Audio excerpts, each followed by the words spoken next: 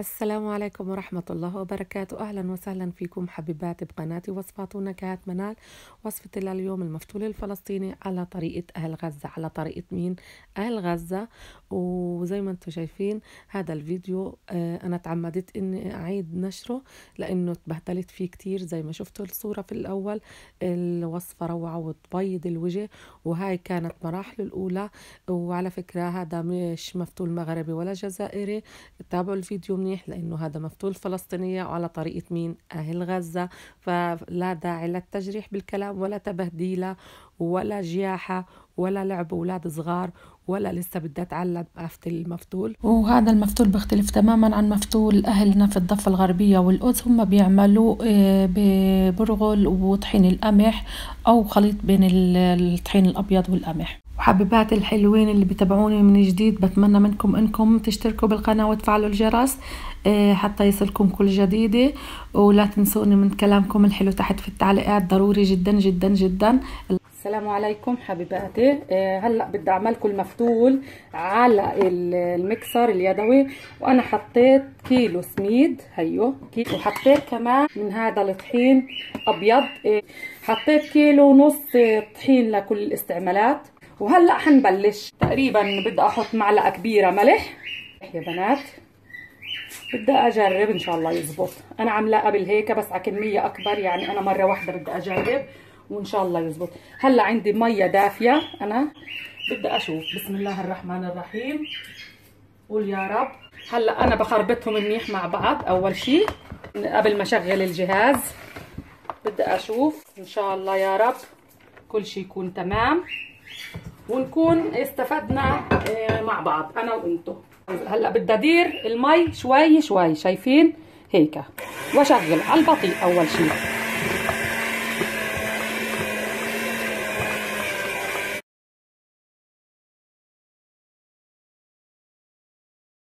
وحوطي اوزع يا بنات. طبعا حتحسوا ان المكسر ثقل معاكم عادي، ما هي هذه عمليه البس الاولانيه.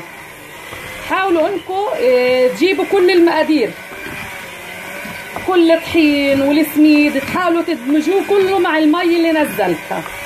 حبيباتي هاي الطريقه للبنات اللي ما بيعرفوا يبسوا بالايد، هاي بتسهل عليهم العمليه ناجحه يا بنات.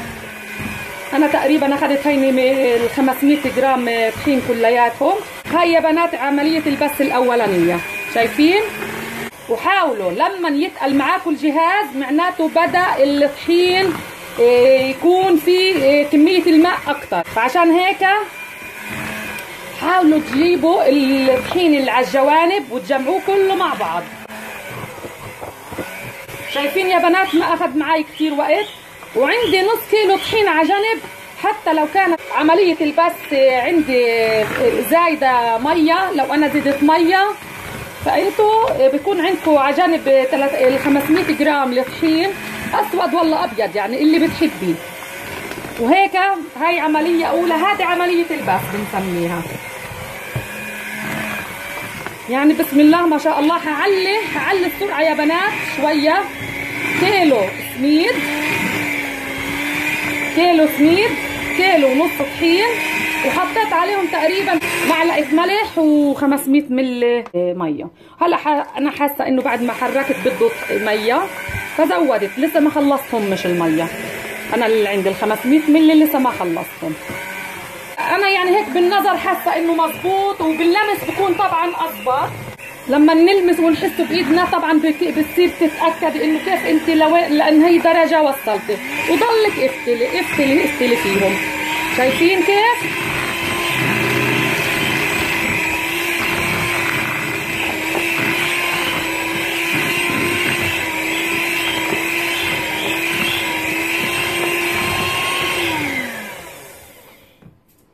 انا حاسه يا بنات انه بده اكتر، حاسه انه بده اكتر ميه. حجيب كمان ميه وحقول لكم قديش بالمعيار بالضبط، يعني بالنظر قديش اخذت مني.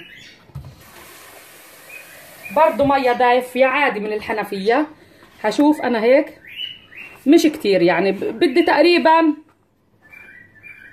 تقريبا كوبايه ميه صغيره تاعت شاي. هلا بشوف انا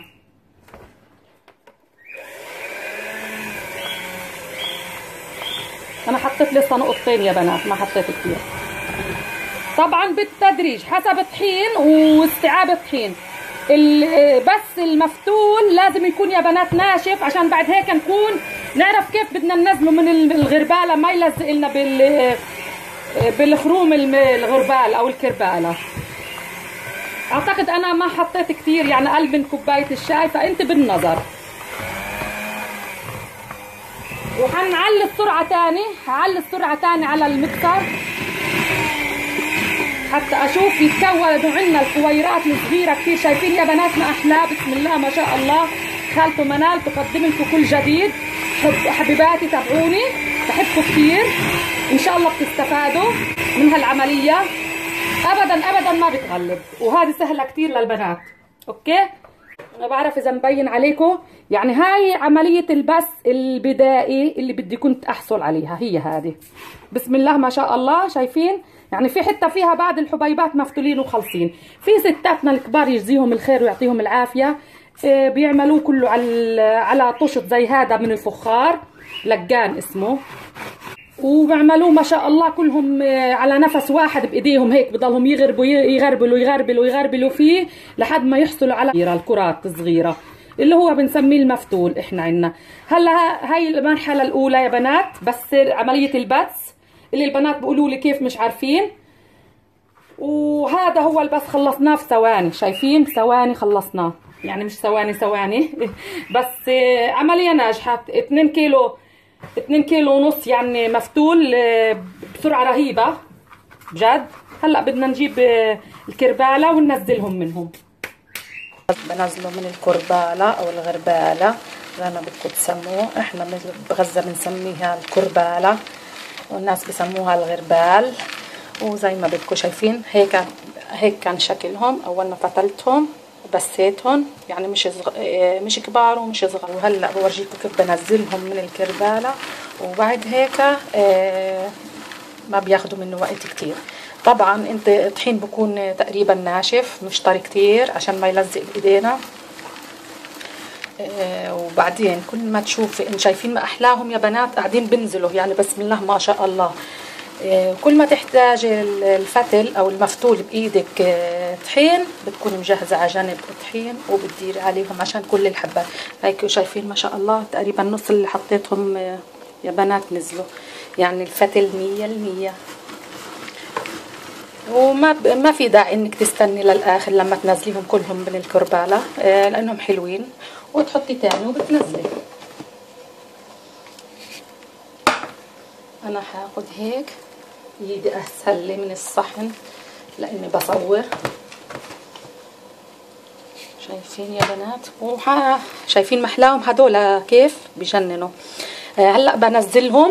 هذا كسكسي بالمغربي، عملت تقريبا كيلو سميد وكيلو ونص طحين، وبخلي على جنب كمان نص كيلو اذا احتاجت العجينه مثلا ضل معايا شويه مش مفرولات مش مفتولين منيح، فبنزلهم شويه بالطحين وكله بصير تمام وبجنن.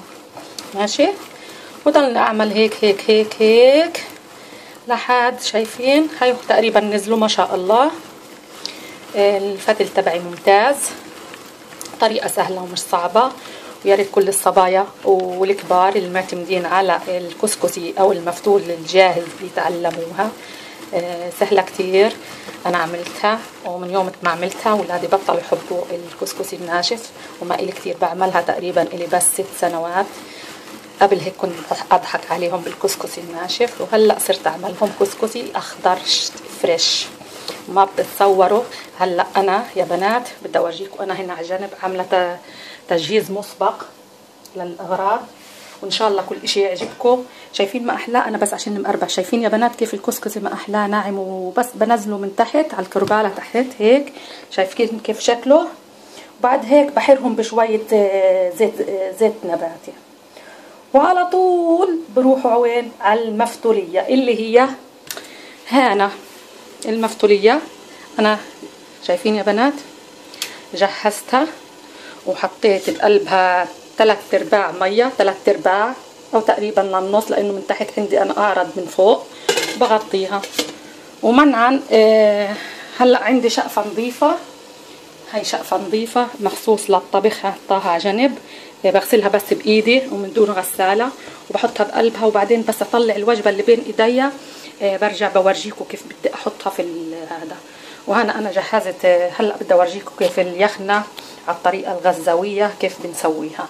وهنا الحمص المنقوع المسبق وصلصة، وهاي الطحينة عشان نسكر فيها احتمال انه الطنجرة عندنا ما تكونش محكمة، عشان المفتول ياخد راحته ويستوي 100% زي ما احنا بدنا. وهلأ حرجع تاني هنا على الشغل يا بنات. بتجيبي ايها صينية عندك، عشان الفتل اللي بتخلصيه بتغطيها طبعا بفوطة نظيفة تاعت عجين تكون مخصصة بس للعجين، وبتغطيها بفوطة. ودائما احنا بنحب الابيض للعجين. ونصير نطلع من اللي حريناهم هنا. بدي اورجيكم كيف يا بنات. انا هنا خلصت. هلا هدول اللي نزلوا شايفين ما احلاهم. هلا شايفين بعمل هيك حفرة بالنص وبحط شوية زيت وبحرهم بسرعة. شايفين نتفة صغيرة حر هيك بشكل دائري. بجننوا سلم ايديا وحياة عينيا. شكل دائري هيك بتنزليهم، بتحري، بتحطي كمان، بترجعي بتحطي بالنص كمان نتفة وبتحري عشان ما يلزق. فهمتوني؟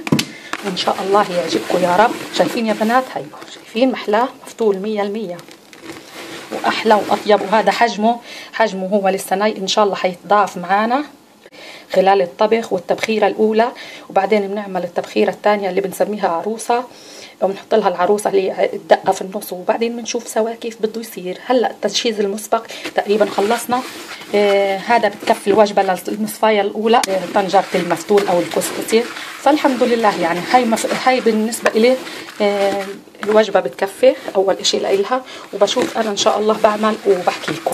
وهي يا بنات البخار طلع من الشقفه النظيفه اللي حطينا فيها الطنجره. بننزلها كويس لتحت، بنخلي طرفها لبرا، وبنحاسب النار طبعا اللي تحت. وهلا بدي احط المفتول. ايوه شايفينه؟ وحاخد المفتولات. بسم الله ما شاء الله. شايفين يا بنات؟ شايفين؟ هي مفتولات خالته منال، شجعوني. وحنحطهم. شايفين؟ حطيناهم واحلاهم. اغطي الشقفه منيح. وهلا هذه بدها تقريبا تاخذ لها من ثلث ساعه لنص ساعه. بنشوف ايش بيطلع معنا. هلا بدا يطلع بخار من فوق. شايفين؟ هغطيها اوكي وبرجع لكم. وانا معاكم هنا حرجع تاني اكمل انا الفتة، وان شاء الله يكون عجبكم. طيب حبيبات خالته منال، هلا بعد تقريبا 25 دقيقه شلتهم. طبعا ماسكه بايدي عشان ما نحرق. اكيد الشقفه بتكون سخنه كثير. وبنزلها. هلا بحاول اشيلها من هنا. احلاهم. اللهم صل على النبي. بسم الله ما شاء الله. انا شلتهم يا حبيباتي من الشقفه. شايفين البخار كيف؟ هلا حجيب ميه تقريبا بارده او دافيه عادي ما بيأثر. هذا التبخيره الاولى. حط عليها ميه تقريبا كوبايه. طاسايه خشب بمغرفه بلاستيك المتوفره عندك. حاولي انك تفروليهم من بعض. شايفين ما احلاهم؟ هاي التبخيره الاولى. حتجيهم بعد هيك التبخيره الثانيه ان شاء الله بورجيكم. هلا حغطيهم. غطيتهم المفتولات وهلا بردوا شويه، وبدي ابسهم بايدي بطريقه حلوه قبل ما احط لهم التبخيره الثانيه. اوعوا تمسكوهم مباشره. هذا بعد ما طلعناهم من التبخيره الاولى. نحط عليهم كوبايه ميه، وما ننسى انه في ملح، وبدها تيجي بدها ملح. ما تحطوا هلا ملح وسخن يا بنات. حاولوا تفرفروهم. شايفين محلاهم؟ هاي التبخيره الاولى. حاولوا تفرفدوهم من بعض وهيك بكونوا جاهزين للتبخيره الثانيه اللي بنحط فيها العروسه. وبس اوصل للمرحله اللي بدي احط فيها الدقه اللي بالعروسه الثانيه بحكي لكم. خليكم معايا حبيبات خالته منال. إذا كنتم حابين تعرفوا طريقة عمل يخنة المفتول والدقة اللي بنحطها جوا المفتول، تابعوني بالجزء الثاني. ولا تنسوا الاشتراك بالقناة وتفعيل الجرس ليصلكم كل جديد، ولايك وشير للفيديو. واستنوني بوصفة جديدة ونكهة جديدة من وصفات ونكهات منال. والسلام عليكم ورحمة الله وبركاته.